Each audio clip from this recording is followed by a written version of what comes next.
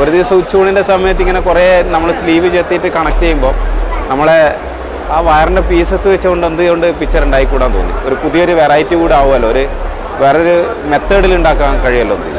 അങ്ങനെയാണ് ഈ വയറിലേക്ക് ഞാൻ വരുന്നതും ഒരു ഗണേശ ഭഗവാന്റെ പിക്ചർ തന്നെ ആദ്യമായി ഈ വയറിൻ്റെ സ്ലീവ് വെച്ചുണ്ടാക്കി. കാണുന്നില്ല, ഇതൊക്കെ നൂല് ഉപയോഗിച്ചിട്ടുണ്ടാക്കിയതാണ്. പേരെഴുതാനൊക്കെ ശരിക്കും ചിത്രം വരച്ചതുപോലെ, പെയിൻറ്റിങ് അടിച്ചതുപോലെ നൂലാണ് ഈ സംഭവം. നൂല് കൊണ്ടാണ് ഫുൾ വർക്ക് ചെയ്തിരിക്കുന്നത്. അത് സംഭവം തന്നെയാണ് കേട്ടോ. സുഹൃത്തുക്കളെ, ഞാനിപ്പോൾ കണ്ണൂർ മലബാർ എക്സ്പോ, ഗ്രാൻഡ് എക്സ്പോൻ്റെ ഉള്ളിൽ കയറിയ സമയത്ത് കണ്ട ഒരു കാഴ്ചയാണിത്. അതായത് ഇവിടെ വെറൈറ്റി, നമുക്ക് ചുമരിൽ കാണാം, വെറൈറ്റി ആയിട്ടുള്ള പല ഫോട്ടോസ് കാണാം. അപ്പോൾ ഇതൊക്കെ നിർമ്മിച്ചിരിക്കുന്നത് ഞാൻ കണ്ടപാടെ വിചാരിച്ചത് കളറിങ് പെയിൻറ്റിങ് ആണെന്നാണ് വിചാരിച്ചത്. പക്ഷേ പെയിൻറ്റിങ് അല്ല, ഇത് നൂല് കൊണ്ട് നിർമ്മിച്ചിട്ടുള്ള ഫോട്ടോസാണ് ഈ കാണുന്നതെല്ലാം. അപ്പോൾ ഇതേക്കുറിച്ച് അന്വേഷിച്ചപ്പോൾ ഇവിടെ രാജേഷ് എന്ന് പറയുന്ന ഒരു വ്യക്തി, കണ്ണൂർ ചാലാടുള്ള വ്യക്തിയാണ് ഇത് നിർമ്മിക്കുന്നത്.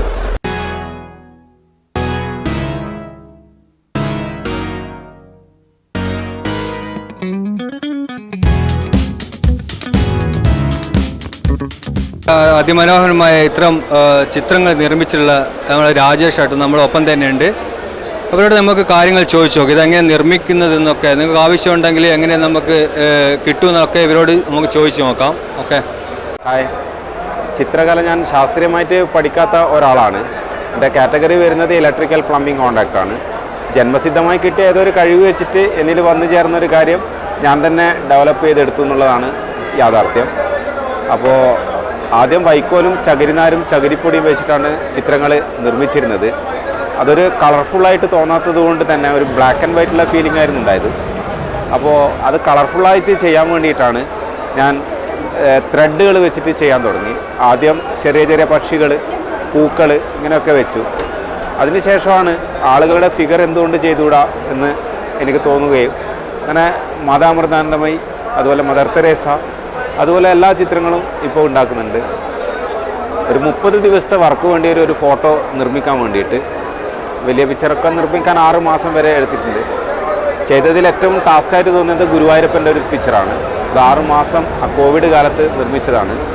ഇതിൻ്റെ ഒരു പ്രത്യേകത എന്ന് പറയുന്നത്, പിന്നെ ചായം പ്രത്യക്ഷത്തിൽ ഉപയോഗിക്കുന്നില്ല. ചായത്തിന് പകരം അതേ ചായക്കൂട്ടുള്ള നൂലുകൾ, വർണ്ണം നൂലുകൾ കട്ട് ചെയ്ത് ആദ്യം ചിത്രത്തിൻ്റെ ഒരു സ്കെച്ച് വരക്കും. അതിനുശേഷം ഏത് കളറാണോ വേണ്ടത് ആ നൂല് സെലക്ട് ചെയ്തിട്ട് ചെറുതായി കട്ട് ചെയ്ത് അതിലേക്ക് പശ ചേർത്ത് ഒട്ടിച്ചെടുക്കുന്നതാണ് രചനാരീതി.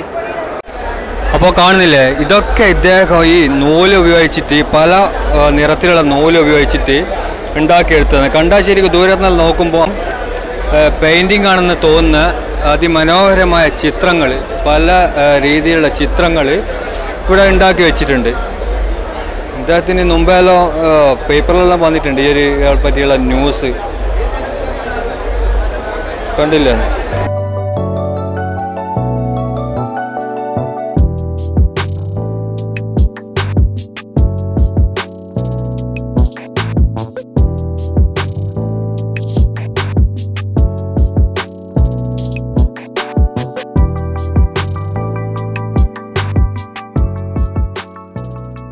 ഇതിപ്പോൾ നമുക്ക് ആവശ്യക്കാർക്ക് ആർക്കെങ്കിലും വേണമെങ്കിൽ നിങ്ങൾ ഉണ്ടാക്കി കൊടുക്കുക. അതിന് എന്തൊക്കെയാണ് വേണ്ടത് ആവശ്യക്കാരുണ്ടെങ്കിൽ?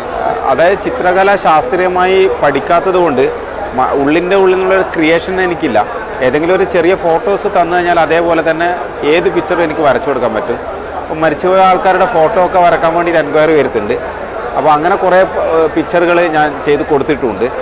ഒരു പിക്ചർ നിർമ്മിക്കാൻ ഏകദേശം ഒരു 40-45 ദിവസം വേണം. അപ്പോൾ അതിൻ്റെ കോസ്റ്റ് വരുന്നത് ഒരു 35,000 രൂപ 40,000 രൂപയുടെ ഇടയിൽ എന്തായാലും അതിന് കോസ്റ്റ് വരും. അത്തരത്തിലൊരു 7ഓളം ആൾക്കാരുടെ ഫോട്ടോസ് ഞാൻ ചെയ്തു കൊടുത്തിട്ടുണ്ട്. ഇപ്പോൾ ഈ എക്സിബിഷനിൽ പങ്കെടുത്തുകൊണ്ട് തന്നെ ഒരുപാട് എൻക്വയറി വരുന്നുമുണ്ട്.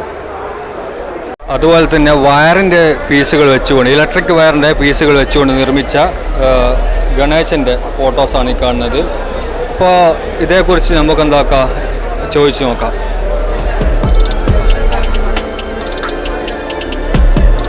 അതായത് ഞാൻ ആദ്യമേ പറഞ്ഞു, പിന്നെ എൻ്റെ കാറ്റഗറി വരുന്നത് ഇലക്ട്രിക്കൽ ആൻഡ് പ്ലംബിംഗ് കോൺട്രാക്ടറാണ്. ഒരു ദിവസം ഉച്ചൂണിൻ്റെ സമയത്ത് ഇങ്ങനെ കുറേ നമ്മൾ സ്ലീവ് ചെത്തിയിട്ട് കണക്ട് ചെയ്യുമ്പോൾ നമ്മളെ ആ വയറിൻ്റെ പീസസ് വെച്ചുകൊണ്ട് എന്തുകൊണ്ട് പിക്ചർ ഉണ്ടായിക്കൂടാൻ തോന്നി. ഒരു പുതിയൊരു വെറൈറ്റി കൂടെ ആവുമല്ലോ, വേറൊരു മെത്തേഡിൽ ഉണ്ടാക്കാൻ കഴിയുമല്ലോ എന്ന്. അങ്ങനെയാണ് ഈ വയറിലേക്ക് ഞാൻ വരുന്നതും. ഒരു ഗണേശ ഭഗവാന്റെ പിക്ചർ തന്നെ ആദ്യമായി ഈ വയറിൻ്റെ സ്ലീവ് വെച്ചുണ്ടാക്കി. അതിനുശേഷം വന്നതാണ് ഈ കാറ്റ് 6 എന്ന് പറയുന്ന കേബിള്. അതിൽ 12ഓളം കളറുകൾ ഉണ്ടാവും. ആ കളർ വെച്ചിട്ട് ചെയ്തൊരു രചനാ രീതിയാണ് ബുദ്ധയുടെ. നമുക്ക് ആ പിക്ചർ കാണാം. ഇതൊരു 10 ദിവസം കൊണ്ട് അതുമാണ്. പിന്നെ നമുക്ക് എടുക്കാനും കുറച്ച് സൗകര്യമുള്ള കാര്യം.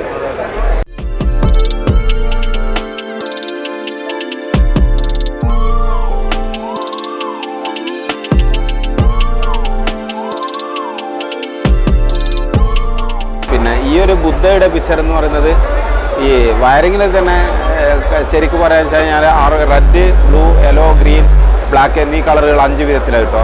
പക്ഷേ ഈ കാറ്റ് 6 കേബിൾ ആകുമ്പോൾ നമുക്ക് കുറേ കൂടെ വയറുകൾ അധികമായിട്ട് കിട്ടും. അങ്ങനെ ഒരു പരീക്ഷണത്തിൻ്റെ അടിസ്ഥാനത്തിലാണ് ഈ ബുദ്ധയുടെ ഈ പിക്ചർ ഞാൻ നിർമ്മിച്ചിരിക്കുന്നത്. ഇതും അതിൻ്റെ ആ ഉള്ളിലുള്ള കോപ്പർ കളയാതെ ചെയ്തുകൊണ്ട് തന്നെ കുറേ കൂടെ ഭംഗിയായിട്ട് എനിക്ക് തോന്നുന്നു. അതിൻ്റെ ആ ഗിൽറ്റി ഒരു തിളക്കം അതിന് കൂടുതലായിട്ട് കിട്ടുന്നുണ്ട്. ഇതിന് വളരെ നല്ല അഭിപ്രായമാണ് നമ്മുടെ ആസ്വാദകരിൽ നിന്ന് എനിക്ക് ലഭിച്ചത്. ഇതിനൊരു 28 ദിവസത്തോളമായി. കാരണം ഇത് ഫസ്റ്റ് ടൈം ഇത്തരത്തിൽ ചെയ്യുന്നതാണ്. അതിനെ എങ്ങനെ ഒട്ടിക്കാം, അതിൻ്റെ ഒരു കുറേ നിരീക്ഷണങ്ങൾ നടത്തേണ്ടി വന്നിട്ടുണ്ട്.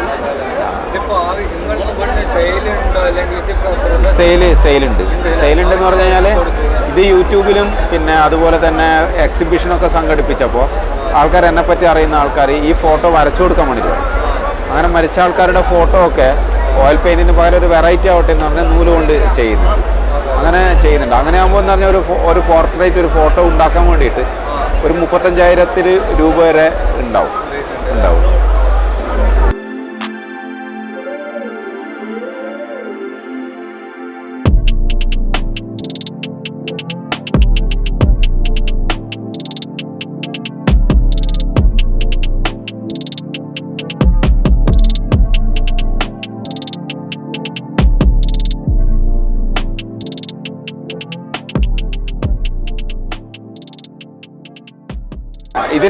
ഇതിൻ്റെ ഒരു പ്രത്യേകത കണ്ണൂർ പോലുള്ള സ്ഥലത്ത് ഈ ഒരു കല അധികം വളരുന്നില്ല എന്നാണ് എൻ്റെ അഭിപ്രായം. കാരണം ഇതിൻ്റെ വില, അതായത് ഒരു ഗുരുവായൂരപ്പൻ്റെ ഫോട്ടോ ആയാലും അയ്യപ്പൻ്റെ, അതിൻ്റെ ഫ്രെയിമിങ്ങിന് തന്നെ നല്ല ചാർജ് വരുന്നുണ്ട്.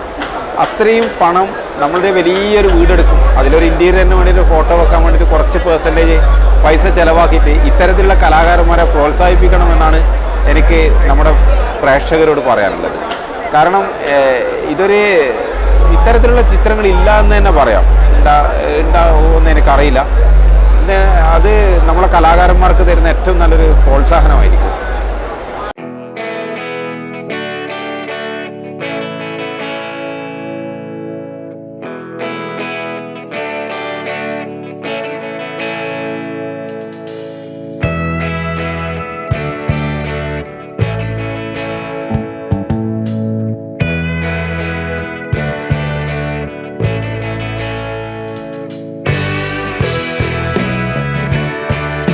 അപ്പോൾ ഏതായാലും ഇതുപോലുള്ള കലാകാരന്മാർക്ക് എല്ലാവരും നല്ല പ്രോത്സാഹനം കൊടുക്കുക. ഇവരുടെ നമ്പർ ഞാൻ എൻ്റെ ഡിസ്ക്രിപ്ഷനിൽ കൊടുക്കുന്നുണ്ട്.